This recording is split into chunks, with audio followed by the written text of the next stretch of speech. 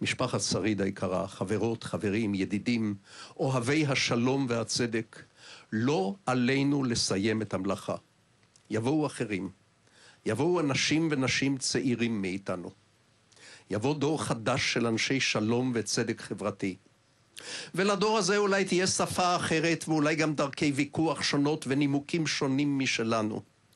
והם אולי ימצאו את הדרך הנכונה אל ליבותיהם של מיליוני ישראלים שעד היום לא הלכו איתנו, לא מפני שכולם גזענים ולא מפני שכולם שטופי שנאה ושטופי מוח, בהחלט לא, אלא מפני שרבים מהם מודאגים באמת וחוששים באמת. רוב הישראלים, רוב מוחלט של הישראלים, מוכנים לשלום של פשרה, אבל פוחדים מפני הסיכונים וחרדים פן ישראל שתצא מן השטחים עלולה להיות מרומה ומוחלשת. לחששות האלה אסור ללעוג, גם אסור להתעלם מהם, להפך. אולי ראוי לנו להשתתף באחדים מן החששות האלה. הם אינם חששות הזויים.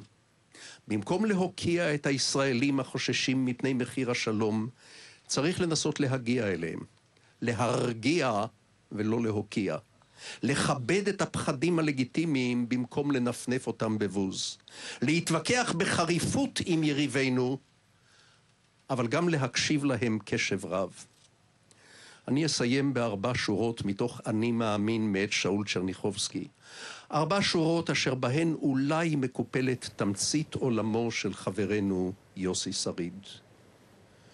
כי עוד נפשי דרור שואפת, לא מכרתיה לעגל פז, כי עוד אאמין גם באדם, גם ברוחו, רוח עז.